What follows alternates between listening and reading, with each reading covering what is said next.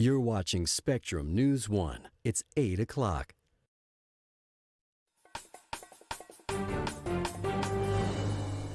Hi, I'm Devin Bates. Let's take a look at your Spectrum News in 90. Togo Palazzi, a former Holy Cross Gray who played for the Boston Celtics, has passed away at the age of 90. Palazzi helped lead Holy Cross to the NIT Championship in 1954 and was named the tournament's most valuable player. He was a first-round draft pick of the Celtics. Saturday begins the Massachusetts sales tax holiday. It'll run through Sunday. Items bought for personal use under $2,500 are available for tax exemption. Everyone can save on the 6.25% sales tax. And people 21 and older ready to bet on professional and collegiate sports in Massachusetts may not be able to do so this year. The Massachusetts Gaming Commission, which is in charge of sports betting, has already come up with a list of about 225 regulations to be drafted. The process could take months to complete. Now let's get a check of the forecast. You made it to the weekend. Congratulations. I'm Chief Meteorologist Rhonda Lee. Thank you for sticking with us. All right, so if you're looking for the supermoon, you're going to see it. Mostly clear skies. If you're looking for the meteor shower, it's going to be hard to see because of the supermoon. Just can't win. Meanwhile, we are expecting a mostly clear sky across the board for our Saturday, mainly in the upper 70s. Going for a run. Ooh, get out there. Great conditions across the board no matter where you want to run. Just make sure you have your water nearby. Your Saturday planner still in the 70s for everybody.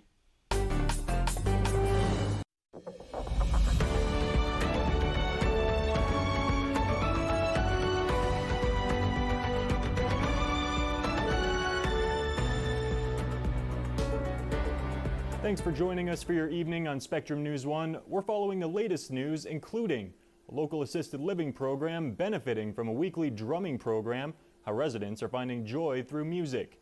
We'll have more in a bit, but first, let's get to our top story. The state's health department is monitoring for West Nile virus after mosquitoes in Worcester tested positive. Our Megan Parsons has what the city is doing and what you should know if you live in the area. The city of Worcester is taking extra precautions after West Nile virus was found in a mosquito sample. I think the trap was actually in the Burncoat area, but on West Boylston Street area. So they're going to do a couple of areas around that West Boylston area. Crews will be out spraying yards. Worcester's medical director, Dr. Michael Hirsch, says there hasn't been a human case of West Nile since 2018. He says people should try to stay indoors from dusk to dawn and take personal protection.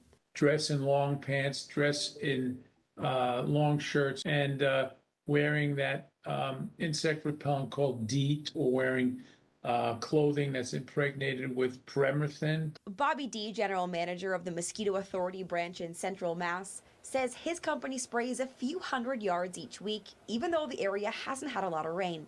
People are still calling, still signing up for our service, so we don't see it as really different from the last year. We do record everything. Mosquitoes only need a small amount of water to reproduce, so even without rain, a morning dew or drops of water from a sprinkler can still be enough. If people have irrigation systems, if they have sprinklers out and they create little puddles or standing water, that's where the mosquitoes lay their larvae, as I said.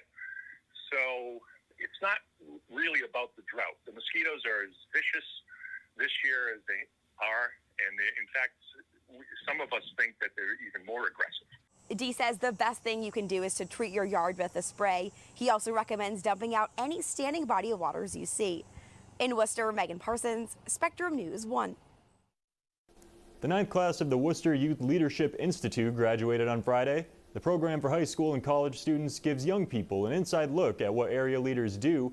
It's a partnership between several organizations, including the Worcester Regional Chamber of Commerce, Mass Hire Workforce Board, the United Way, and the City of Worcester. Participants worked Monday through Thursday at City Hall or at area nonprofits. On Fridays, they participated in leadership workshops. For 6 weeks, the 22 graduates learned from mentors and business leaders.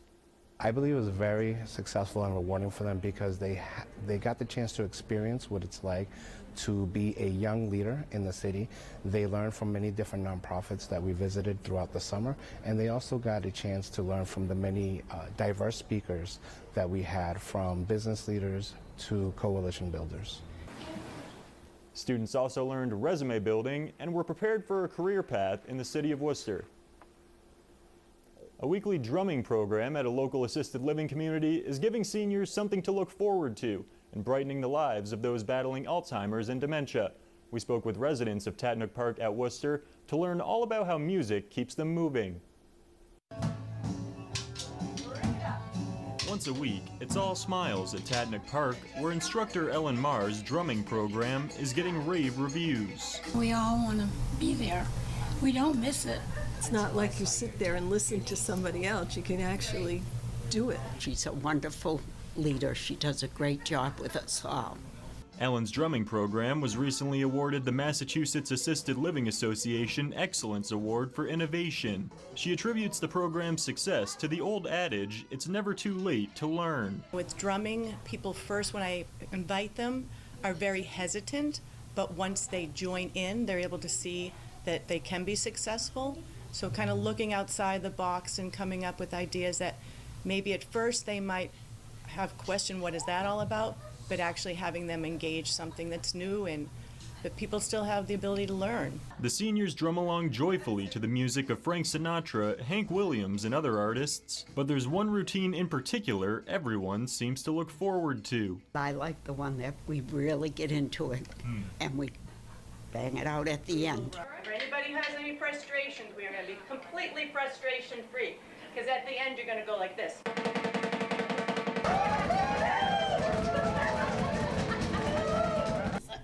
Okay, you have a lot of frustration. But the drumming circle offers more than just exercise and stress relief. For some residents, it provides the rare comfort of something familiar. Even if people are very into their journey of memory loss, music is still a connection because it's that one last thing that remains intact. So if for some reason they're not able to speak anymore, sometimes they're still able to recall words from songs.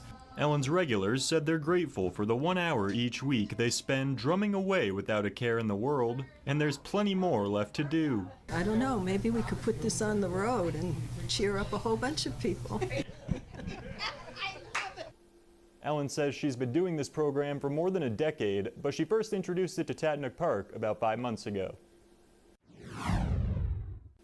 A local organization is covering the cost of a couple sites to help people have some fun while exploring history. Admission to the Salisbury Mansion and Worcester Historical Museum was free for visitors on Friday, with help from the Highland Street Foundation.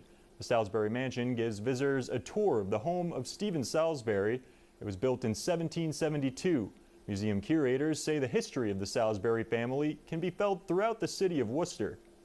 And the one thing is, everywhere you go in Worcester, you'll see some sort of Salisbury influence. You have Salisbury Street, you have WPI, you have Northworks, you have any sort of industry the Salisburys had their hands in. And all of this land in Worcester, a lot of it was theirs too. And so it's really fascinating to see the Salisbury history and their influence on our city.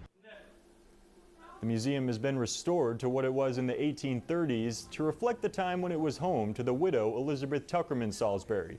For those looking to explore more local history, admission to the Museum of Russian Icons in Clinton will be free on Friday, August 19th. A gorgeous way to end the work week with blue skies over Indian Lake and Worcester. Coming up, we'll get another check of the forecast and weather on the ones. And court papers reveal FBI agents recovered government documents marked top secret at former President Donald Trump's Florida home. The latest on the investigation broke federal laws. Stay with us. You're watching Spectrum News 1. My degree empowered. Built. Inspired. The confidence I needed for future.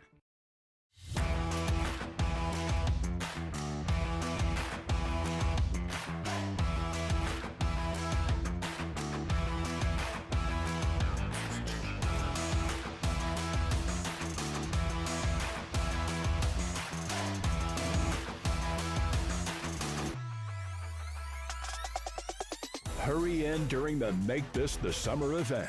Offers end September 6th. Hi, I'm Chaz Dean with Wen Hair and Body Care. Wen is known as a hair whisperer, which means it knows what your hair needs. It's so simple, but the results are incredible. Wen contains a perfect balance of essential botanicals, oils, and extracts to cleanse your hair but not strip your hair. Just switch to Wen. And within one use, watch the difference in your hair. To find out more information, please visit chazdean.com.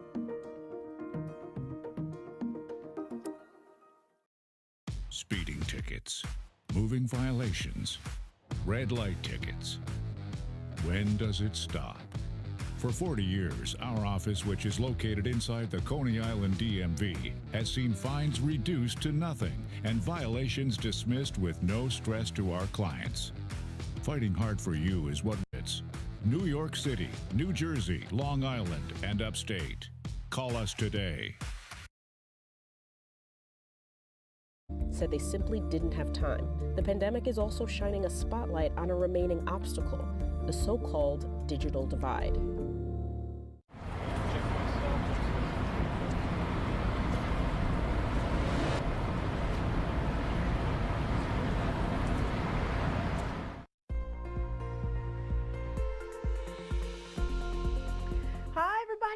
To the weekend. Round of applause for you. I'm proud of you. Good job. All right, so we have our meteorific overnight. That's the best I could do. Just deal with it. All right, thanks. Hey, the weekend. Mwah.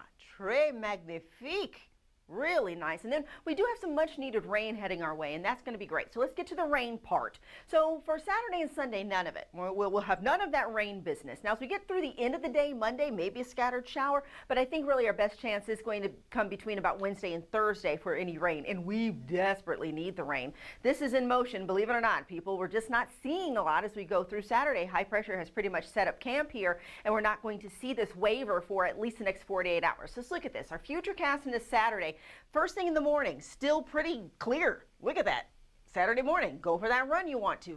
We're in the 60s to start. Then we really don't end our day into the 70s. I mean, really, this is just about as perfect as you're going to get for a late summer day. That humidity, remember last week? Yeah, none of that. None of that. Staying in the 70s, folks, and pretty dry. So our overnight lows in the 50s, mid to lower 50s, 51 in Amherst. If you're headed to the game, first pitch in Boston, 70 degrees under a mostly clear sky, looking fantastic at 7:15. Just make sure you bring your sunscreen because it will be on the sunny side over the next few days. We'll have another look at your 7-day forecast coming up at 21 and 51 after the hour. See you then. Court papers reveal FBI agents recovered government documents marked top secret at former President Donald Trump's Florida home, Mar-a-Lago, during an unprecedented court-authorized search on Monday. The court papers show the search was part of a federal investigation into whether Trump broke 3 federal laws. Our Angie Gonzalez has the latest from Washington. Stunning developments from Florida as a federal judge unseals the warrant that allowed the FBI to search former President Donald Trump's Florida estate and makes public the list of what the agents found. Now, the former president's legal team had the opportunity to oppose its release, but they did not. Now, here's what we know from the search warrant. The former president is under investigation for potential violations of 3 separate laws: the Espionage Act of 1917, the possible concealment, removal, or mutilation of certain records, and the destruction, alteration, or falsification of records in federal investigations. The Espionage Act prohibits, quote, obtaining information, recording pictures, or copying descriptions of any information relating to the national defense with intent or reason to believe that the information may be used for the injury of the United States or to the advantage of any foreign nation. A property receipt unsealed by the court shows that FBI agents took 26 boxes, binders, and documents in their search. That includes 11 sets of classified records, including some that were marked top secret, as well as sensitive, compartmentalized information, a category reserved for the country's most sensitive secrets. Trump's lawyers argued that the former president had declassified that material before leaving the White House, but they have not produced any documentation showing that. This isn't declassified. It's just improperly handled. Attorney General Merrick Garland had asked the judge to release the warrant and the list of what was found because of what he called the intense public interest in the case. Republicans had fiercely criticized the search, accusing the Biden administration of trying to hurt Trump. Republicans kept up the criticism before the release of the warrant. President Donald Trump is Joe Biden's most likeliest political opponent in 2024, and this is less than 100 days from critical midterm elections. Democrats disagreed.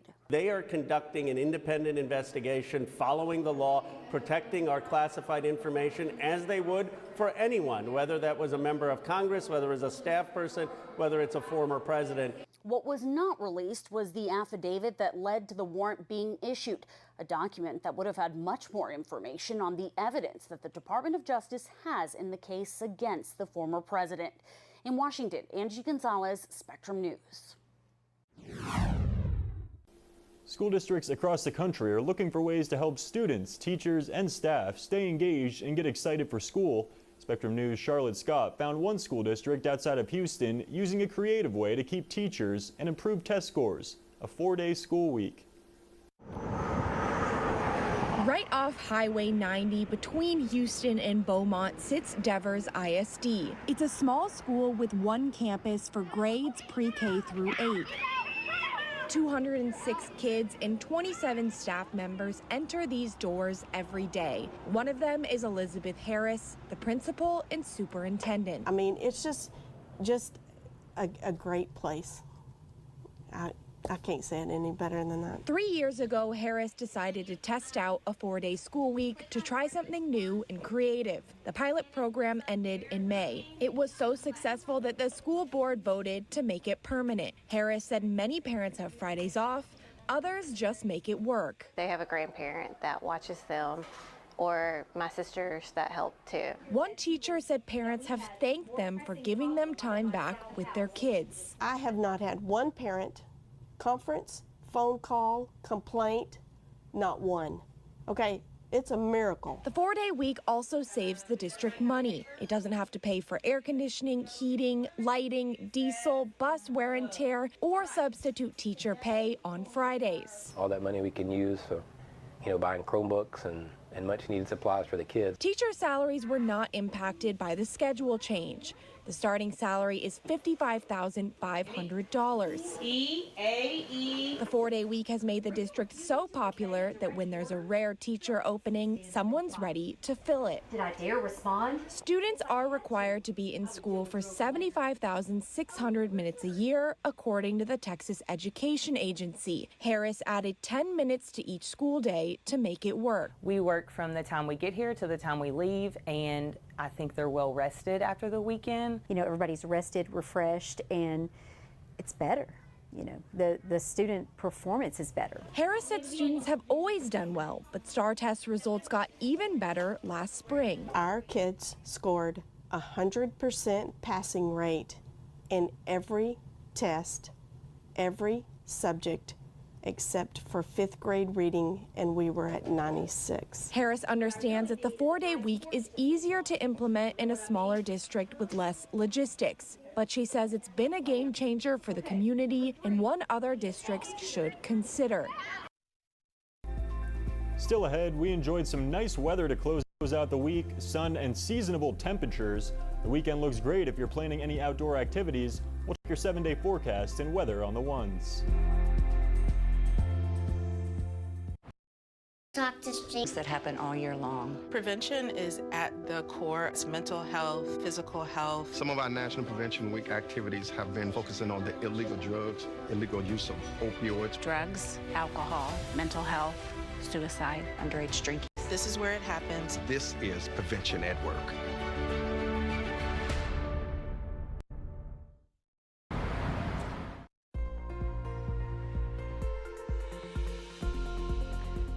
I'm Chief Meteorologist Rhonda Lee, and you made it to the weekend. We all did. It is fantastic to see you here. We have a meteorific overnight.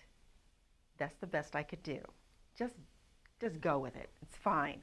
The weekend is magnifique. Love it, love it, love it. And then we have much needed rain headed our way. And boy, howdy do we need the rain. It's been so exceptionally dry. We saw that drought monitor on Thursday not really playing very nicely with us. We need the precipitation, and I think by the time we get to Monday, we'll get it. Saturday, Sunday, forget about it. None of that coming on through. So we're into Tuesday and Wednesday. Then we go into Thursday, not necessarily thinking that rain is going to stay with us, and I'm okay with that for a little bit. You know, rain and sunshine, that's what gets things growing. So a rain accumulation, believe it or not, this whole thing is in motion. It's just not doing us any favors right now. Where it's particularly dry, there is a chance of a scattered shower just to the west of Boston by Sunday morning, but it's pretty much not going to stick around. I'm telling you that right now. Futurecast. So this is Saturday, first thing in the morning. We're on a pretty mild side. Lift up those windows, let some air in. That'll be cool for you. Chicopee at 60, or make that 59 as we get through 8 o'clock in the morning. 57 in Chester, Southbridge at 59. Pepperell, you're going to be at 60 degrees. Still in motion further yet into the evening hours of Saturday. And look at that. Look at this, 77, just almost 77 across the board, at least through the central section of the state. And then North Adams at a very comfortable 74. Let's go outside and enjoy this because we know what's coming after this. In just a few months, we might even get some snow in here. Who knows? So then we go into our Futurecast still. High pressure firmly in control. Saturday evening, around 9-ish, we're still doing that 60 to 70 degree range. It's going to feel great. So overnight lows around the region, still in the 50s, mid to upper 50s. And then if you are going to the game in Boston, first pitch is at 7:15, and we're looking at 70 degrees under a mostly clear sky. Highs for your Saturday still in the 70s, upper 70s across the entire map. 7-day forecast doesn't really stray from this at all until we get that rain shower activity into Tuesday and Wednesday, still in the 70s, mid to upper 70s at that point. Then into Pittsfield, Saturday and Sunday, mostly clear skies, rain chances come around, 73 degrees for you, and then the rain will pretty much stop, and then we're back into very sunny category right there. And then we take a look at Springfield and Chicopee, still warm. The local sports world is marking the loss of a basketball legend. Togo Palazzi, a former Holy Cross great who played for the Boston Celtics, passed away at the age of 90. Palazzi helped lead Holy Cross to the NIT championship in 1954 and was named the tournament's most valuable player. He was a first-round draft pick of the Celtics later that year and played 6 seasons in the NBA. Palazzi coached the Holy Cross women's basketball team in the 1980s and was also a mentor for many who played on College Hill. A Place to Stay in Northampton has a different business plan than most spots where you can spend a night away. They cater only to women. Our Richard Damas visited the property to learn more about why the owners came up with the idea. There we go. The Dawn Valley All-Women's Bed and Breakfast in Northampton operates with the goal of giving women their own place to relax and unplug. Co-owners and innkeepers Lisa Lippiello and Bonnie Sachs created the all-women's resort in 2021 after the couple noticed the lack of lesbian and women-only spaces in their community. The couple had originally built their home back in 2018 for just them, but decided to open their doors to more women after conversations with their peers. That whole idea was really born during the pandemic.